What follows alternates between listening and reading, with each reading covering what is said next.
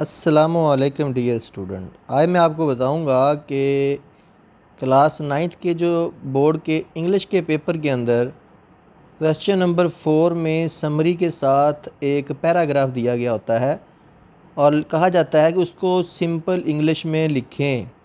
तो अक्सर बच्चे देखकर वैसे ही घबरा जाते हैं कि ये किन के लिए होता है और हमने तो कभी इसको लिखा ही नहीं है। तो प्यारे बच्चों, ये जो क्वेश्चन नंबर 4 अगर आप देखें, जिस तरह मेरे पास ये इंग्लिश क्लास नाइन्थ का 2023 का पेपर है और इसमें अगर आपको मैं दिखाऊं तो क्वेश्चन नंबर 4 अगर आप देखें 5 नंबर का ये आता है और लिखा होता है write down the summary of the poem stopping by woods on a sunny evening by Robert Frost. और या लिखा हुआ है कि paraphrase the following lines into simple English with reference to the context.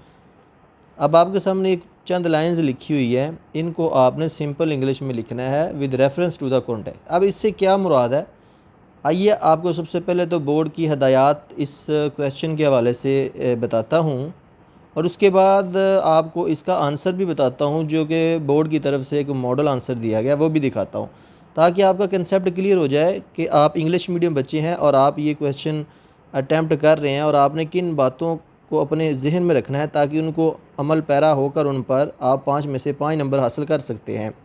तो ये जो पैराग्राफ होता है ये इंग्लिश मीडियम स्टूडेंट्स के लिए होता है, उन्होंने अटैम्प्ट करना होता है और उर्दू मीडियम वाले बच्चों ने समरी लिखनी होती है। आइए चलते हैं अब बोर्ड की हदायत इस सवाल को हल करने के हवाले से आपको दिखाते हैं। जी प्यारे बच्चों, आप देख सकते हैं ये क्वेश्चन नंबर 4, ये जो इसका जो फर्स्ट पार्ट था मैंने जैसा कि आपको बताया था उर्दू मीडियम बच्चों के लिए समरी लिखने का है, जो कि मैं लास्ट वीडियो में आपको बता चुका हूँ। अब इसके साथ और या लिखा हुआ है, ये जो पैराग्राफ जिसको सिंपल इंग्लिश में लिखना होता है, जिसके 5 नंबर होते हैं। अब इसमें क्या क्या चीज़ें आपने मद्देनज़र रखनी है जो कि बोर्ड के एग्ज़ाम में आपसे देखी जाएंगी, आपकी लिखी हुई चेक की जाएंगी, जिनके बाकायदा सेपरेट मार्क्स होंगे उन पॉइंट्स के। वो पॉइंट कौन से हैं? Number 1, correct name of the poet and the poem. शायर का और नज़म का जो नाम है ये आधे आधे नंबर का होगा और इसका 1 नंबर टोटल होगा। उसके बाद correct reference to the context, अगर आपने दुरुस्त उस कॉन्टेक्स्ट का रेफरेंस लिखा है तो उसका भी 1 नंबर होगा। तो 1 और 1 2 नंबर हो गए। अब 3 नंबर की एक्सप्लेनेशन होगी, एक्सप्लेनेशन ऑफ द लाइन्स, इसके 3 नंबर है। इस तरह 5 नंबर टोटल बनते हैं। अब जो मेन पॉइंट आपने ज़हन में रखने हैं वो ये भी रखने हैं कि इसमें देखें तो number 1, explanation of the given lines, जो आपने वजाहत करनी, एक्सप्लेनेशन देनी है। जो लाइंस आपको दी जाएंगी बोर्ड के अंदर सिर्फ उन्हीं की आपने एक्सप्लेनेशन करनी है। Number 2, discussion of the theme, language and style of the poet, ये आपने देखना है, इसके ऊपर अमल करना है। और तीसरा है rhyme, rhythm and literary devices used in the given lines. तो ये बच्चों 3 पॉइंट है जो आपने मद्देनज़र रखने हैं। अब आपके सामने जो एक मॉडल आंसर के तौर पे बोर्ड ने जो इस पैराग्राफ की सिंपल इंग्लिश पेश की है, अब वो देखिएगा। जी प्यारे बच्चों, ये क्वेश्चन नंबर 4 समरी के नीचे अगर आप यो और या जो लिखा हुआ है यहाँ पे अगर आप गौर से देखें तो paraphrase the following lines into simple English with reference to the context. अब इसमें जो 3 बातें आपने देखनी थी, पहला पॉइंट था रेफरेंस का।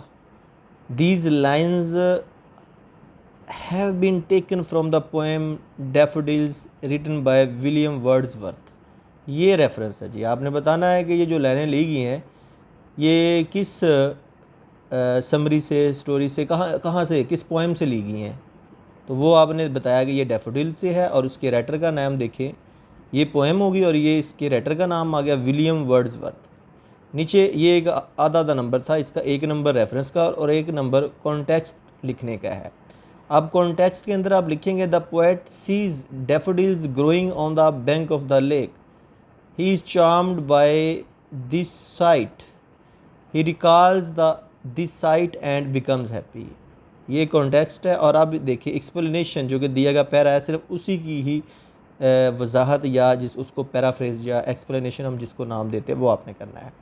In these lines the poet says that once he was walking alone in the countryside like a cloud which floats over valleys and hills.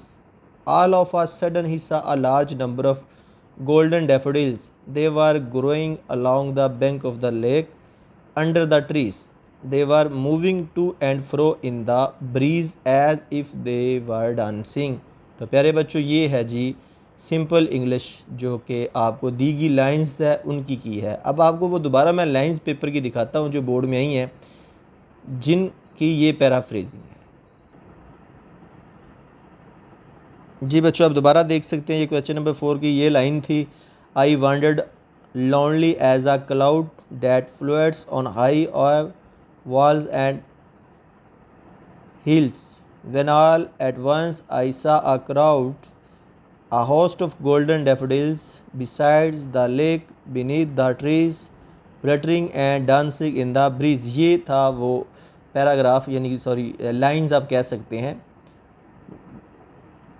इनकी पैराफ्रेजिंग करनी थी, इनका रेफरेंस टू द कॉन्टेक्स्ट लिखना था जो कि आपने अभी देखा है। तो उम्मीद करूँगा कि इस क्वेश्चन की अब आपको मुकम्मल तौर पर अंडरस्टैंडिंग हो चुकी है कि किस तरीके से जो दी गई लाइंस होगी उनको आपने उनकी जो पैराफ्रेजिंग है सिंपल इंग्लिश में उनको लिखना है। फिर भी आपके जहन में कोई क्वेश्चन हो तो इस वीडियो के नीचे कमेंट बॉक्स में अपना क्वेश्चन ज़रूर पुट कीजिएगा और इस चैनल को ज़रूर सब्सक्राइब करके साथ बेल आइकन का बटन दबाइएगा ताकि नेक्स्ट टाइम नेक्स्ट टॉपिक के ऊपर या नेक्स्ट क्वेश्चन के ऊपर जब भी मैं वीडियो बनाऊँ आप तक उसका नोटिफिकेशन पहुंच जाए। तो नेक्स्ट वीडियो तक आपसे इजाज़त चाहूँगा। अपना बहुत ज़्यादा ख्याल रखिएगा। अल्लाह हाफिज़।